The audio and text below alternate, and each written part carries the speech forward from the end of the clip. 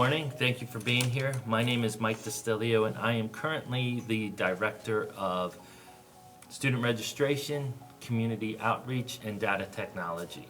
And part of my job is to go and make sure that our students are being highlighted, the best way they can be. And so we've started a podcast, a leadership series, which kind of talks about who are the leaders in our district, who are the budding leaders in our district. So the way it works is that in coordination with some of the people I know, I choose the leader, and then in turn the leader chooses you guys. So the idea is, if I see Mr. Zachowski as a leader and he chooses you all, that means if I respect him as a leader, it's really cool that he sees the same aspect in you guys, okay? So I want you to enjoy yourself today, and really much looking forward to what you have to say. So the first thing I'd like to do is talk to you about what I consider like daring leadership, okay? There's a book by Brené Brown. You don't need to know that, but it's somebody who's pretty famous who talks about leadership, and she talks about the daring leader, the person who's not necessarily happy with just being, just managing certain things, but rather being transformative and changing things for the better. So that's the reason why I chose Mr. Zachowski. I've known him for quite a while, I would think, as the principal at Bunker Hill when you were the choral director at the high school, and I believe you taught here, correct? Mm-hmm. I started here, Yeah. my career, yeah. Correct. So one of the things that was interesting to me right away was the way, especially the pop concert, I know we talked a lot about it. That to me was the single most exciting event that I would go to every year for the high school. And that's even before my daughter started being in there, and it was such a thing where you take kids who might not be at that level, and by February, they're singing in this massive, almost big production ensemble, professional ensemble with professional musicians and everything. So I've admired your leadership for a while, and then when you had the opportunity to become the assistant principal of the high school, it was a perfect transition because you were somebody who had your career based on forging relationships with kids and maximizing the talent and the ethics of children. And then that took you here, back home, so to speak, where you could take that mindset of where a child needs to be in the high school and bring it back here. So that's why I respect you mightily. And I'm wondering if you could kind of maybe tell us a little bit about how you see yourself as a leader, and then maybe introduce the students and talk about why you see leadership in them. Sure thing. So for me, my leadership journey, I can really trace it back to my time as a student here in Washington Township. Just thinking back to high school years, working with Jim Beyer and Dave Van Antwerp in the music program with the marching band, and getting a chance to be a section leader, getting the opportunity to be a drum major of the marching band, and being a part of those experiences and seeing how you can, as a student, elevate a program and a quality by your care and how much you put in, and you motivate your peers. And that it really instilled in me going to college the idea that the teacher definitely it can drive the ship and set a vision and a mission, but unless you really have strong students to carry it out, and to not just carry it out but enhance it and be part of that conversation, that's where magic happens. And so when I was fortunate enough to be able to spend the 9 years that I did at the high school, that was the vision, not just for that concert, but for the whole Township Choir program, was, yes, I would direct and lead classes and things like that, but our officers and our student leaders really were the heart and soul of that program. And I really felt it was a huge opportunity for students to be part of that leadership team. And we had homeroom every day. We're constantly talking about program improvements and ideas and fundraisers and and song ideas and ways to make class better. It was an everyday develop student leadership kind of lab. And I felt that the success of the choir program really was all about those student leaders not just buying into a vision, but being part of creating that vision. And that's, when I made the choice to step into, a leadership role at the school level, it has always been my goal, what can I do as a building leader to get students to take on those same leadership roles in all of their classes to make school better. So if we could do it in a choir program, we could do it in a math class, we could do it in a science class. And that's really where I feel, my drive for leadership is all about getting students to see a vision, see a path, and then help forge it and create it and make it better. Thank you. Yeah. So if you could introduce Absolutely. your friends here and talk to us a little bit about what you see in them, and then we'll flip the script and let them talk about how they see themselves. Absolutely. So this morning we have 3 8th graders, Annabelle Hagan, Emma Garwood, and Jake Alexander.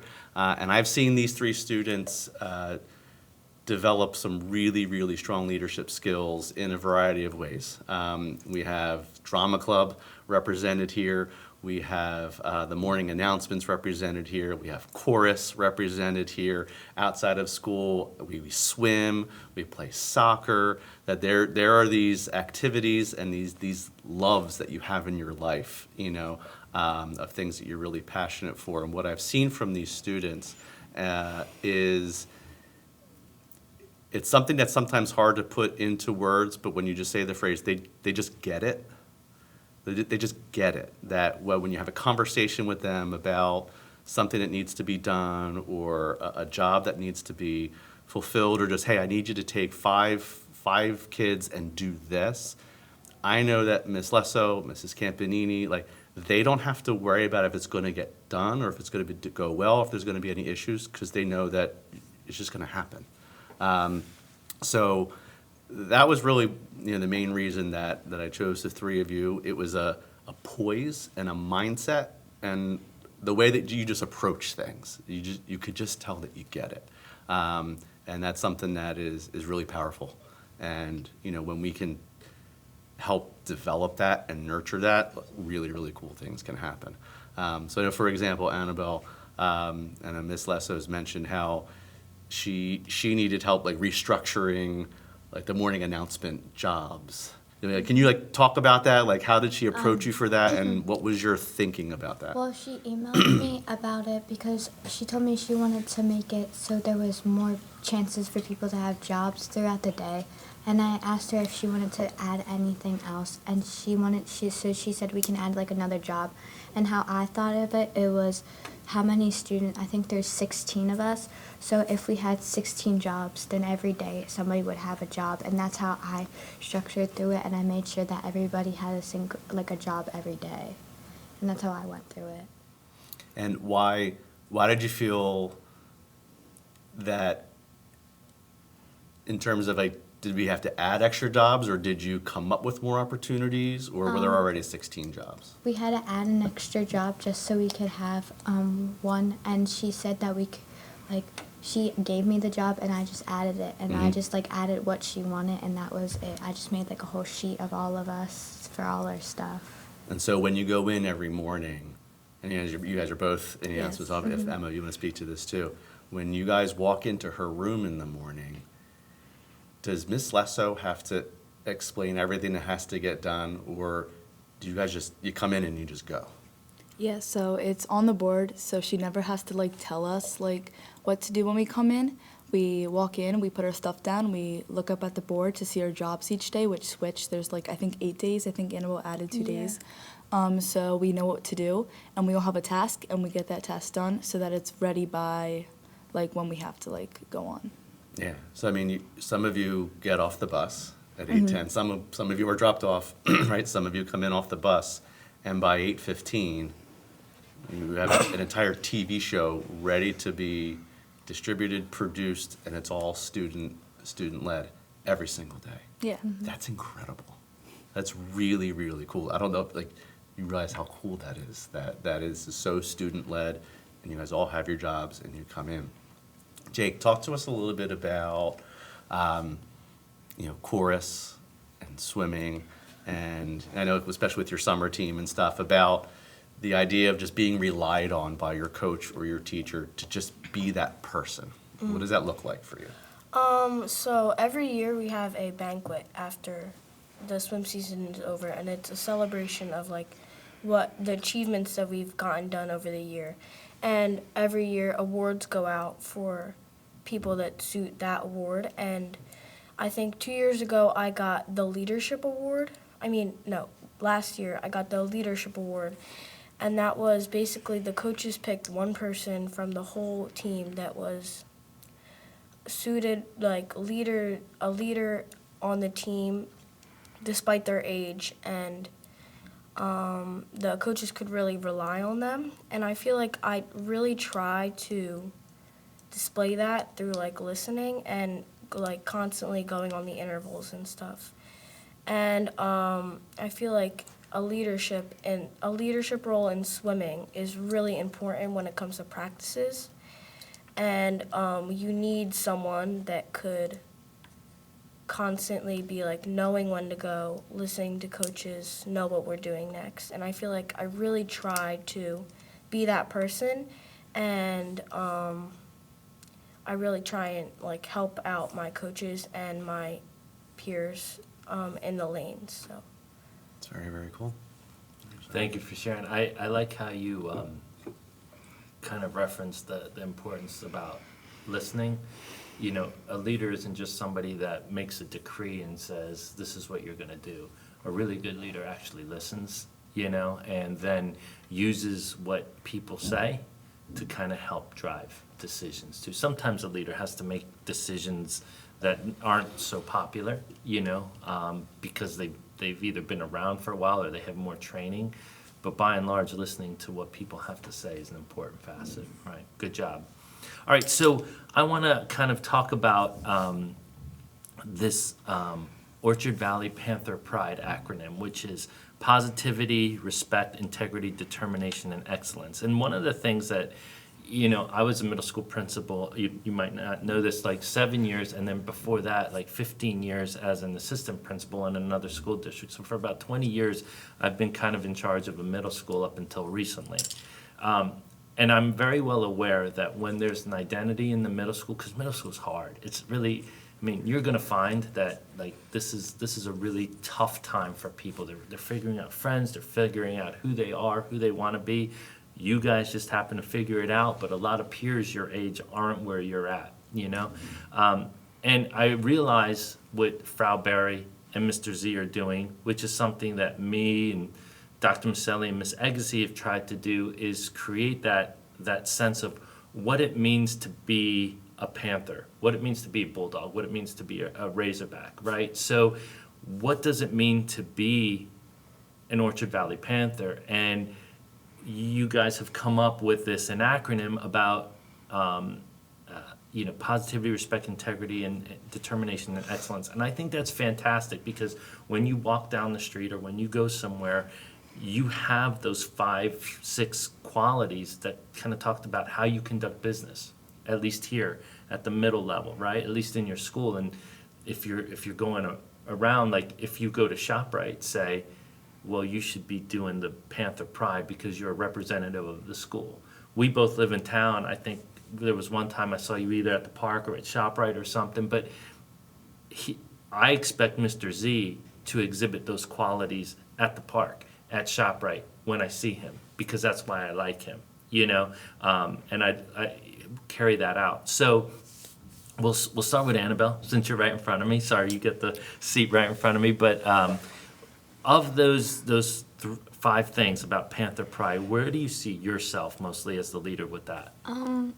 So I think mostly maybe positivity or excellence. Okay. Because a lot of times I'm really like a lot of my friends will always say that I'm like always like happy and stuff, and how I always will say like good morning to everybody, and how I'm always like really kind and sweet, or they'll all like say that I'm really smart, and like sometimes I don't see myself as someone like really smart. Like I'm not like sometimes I don't see that, but like having my friends tell me like that stuff is like really helpful to me, and I do see myself in those two categories the most. So what do you feel like if you're an Orchard Valley Panther, what is your responsibility then if you see yourself with these two things, both in school and out? I really, so when, like, if I see somebody I know, or I see, like, like, I'll say, like, hello or something, and it's,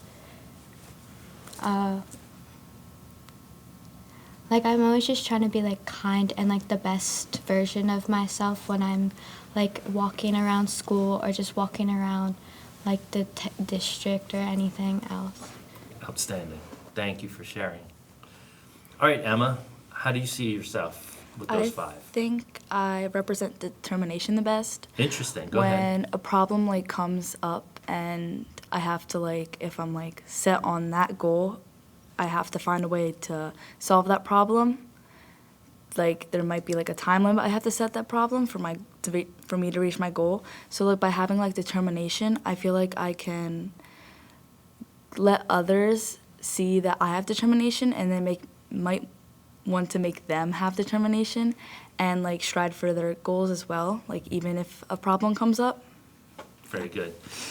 That's in our adult world, we call that grit, right? So like when things are really tough, it's that gritty person, that determined person that can take a problem and go through that problem, understanding that that doesn't define you, but how do you get through it? So thank you for sharing about determination. It's awesome. Jake. Similarly with Emma, I think determination, but I think along with excellence.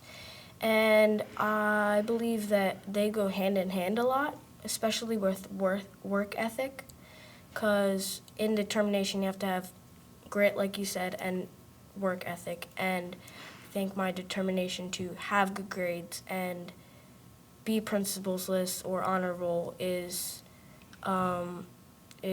like great. And I think determination and excellence is my two things that represent me. So I'm going to challenge all three of you, and then I'm going to turn it over to Mr. Z for a second. You guys have this desire to have one of these qualities that you talked about. You try to model it for your peers. Who taught you in your life the importance of that? So you had to see it somewhere for you to be able to do it, right? So maybe I kind of threw you a curveball a little bit, but how about I go to Mr. Z first? This way you guys can kind of mull it over and think about it. So, you know, Mr. Z, you're one of the leaders here. Positivity, respect, integrity, determination, and excellence. Maybe can you talk about who that person is in your life that helped you kind of embody all that? I have a core group. Okay. Definitely my parents. Yeah. 100% my parents. Yeah. They raised me to definitely do my best, be respectful, show integrity. When the job needs to get done, get it done, and do it done well, in a positive way. So definitely my parents. I would also next say I studied martial arts growing up. I started when I was 5 before kindergarten, and then finished after I went to college. So I was actually did karate longer than I was in public school, K to 12. So Master Kim, 100%. Master Kim instilled a lot, especially the integrity and the determination part of like you have this goal and you're going to achieve it. And you're going to be proud of yourself for doing it, and you have this compass of where you're going. And then from a music standpoint, I would say in high school, Mr. Byer was that example of excellence, and that example of things can get stronger, higher, better, just good quality by your care for achieving that goal and doing it together. And so like just those experiences that we had through those 4 years, I think those are probably the 4 people that shaped me the most. Awesome. Thank you. All right, so we're not going to go to Annabelle first. We're going to go to Emma first. So who's that person? Who's that person in your life? Yeah, so I have a couple. Obviously, Okay. my parents. Okay. Because, I mean, they raised me, so, like, obviously I look up to them and I embody what they do in their lives.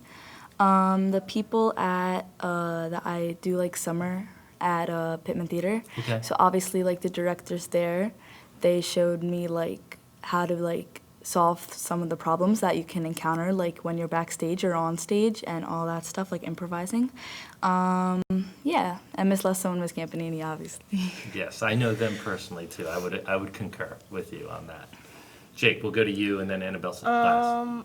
My parents as well, they have pushed me to get good grades in my classes. And coaches throughout my life, Coach McCusker, he teaches varsity and social studies in high school for soccer. And my swim coaches and my teachers. And yeah, they've all pushed me to be the best version of myself and be determined and be who I am now. Thank you. So, yeah, my parents as well, and then I've had most of the same coaches throughout my life, because a lot of my friends play with me. So, like, my dad's coached me throughout, I think, my whole career in Coached you in what? I'm sorry. lacrosse. Okay, very good. And he also coached a couple of seasons with me in soccer too, which was help. And he would always push me to be my best, always push me to, like, show the other girls, if they didn't know what to do, show them how to do it. And my teachers too would also push me. Outstanding. Thank you, guys. All right, so I'm gonna ask a final question, and then Mr. Z, you can ask any follow-ups that you want to ask. But one of the things that we talked about this off camera a little bit, and it's called ethical leadership. And as grown-ups, it's sometimes hard to find, especially, I don't want to say here, but especially in the media, ethical leadership, whether you're talking about a celebrity, whether you're talking about a politician, whether you're talking about, even a star athlete, right? So sometimes it's hard to find that ethics or that moral code by which we conduct our business, right? So we talked off camera about being accountable for your actions, having courage to stand behind your things, integrity, empathy, and resilience, and self-awareness. And the ethical leader isn't perfect, but they're on this constant quest for never-ending improvement, right? So, Jake, we'll start with you. How are you an ethical leader? What quality resonates with you? I think I was raised to know what is right and wrong through manners and obviously beliefs. I was raised also to have great value in grades and sports and success.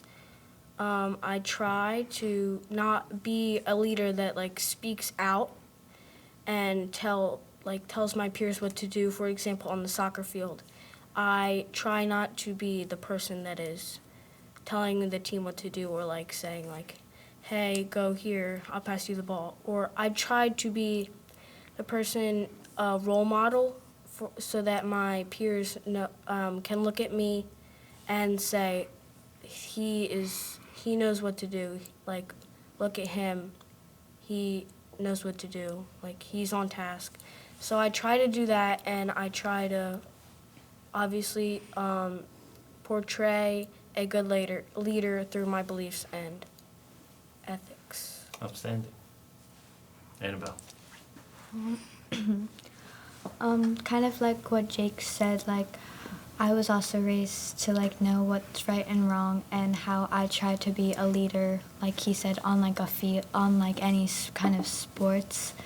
I also play soccer, so yeah, I've always been taught to know, not boss around anybody, boss around my teammates or anything, just to show them what to do, or just kind of know what to do, and so they can look at me too.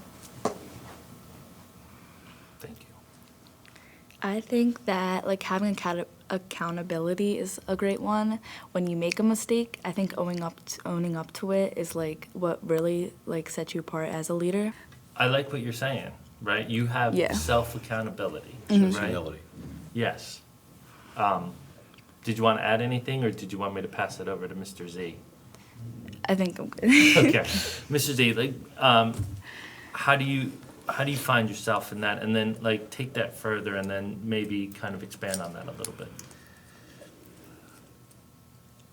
Accountability is huge because as a leader, we have to recognize that we aren't perfect, and we don't have all the answers, and we don't know everything. And we may know where to find the answers, we may know who to call and talk to, but knowing in any given situation that even if I don't have every single answer, every single fact or data point in my mind, I know that the decisions I'm going to make or the suggestions I'm going to give are in the best interest of kids, students, staff, and the community, and you keep that as your guide as you're leading anything. So if you're like on the sports team, I want the team that we want to win. We also want to bond together, have a good time, learn about the game, and do all of that. So right now, what do I have to do to achieve that? Even if I don't know the exact strategy to score the next goal. What do I need to do to just make my team better? Same thing in chorus, same thing on the stage in a play. How do we make this show awesome? And what do we just need to do to get there?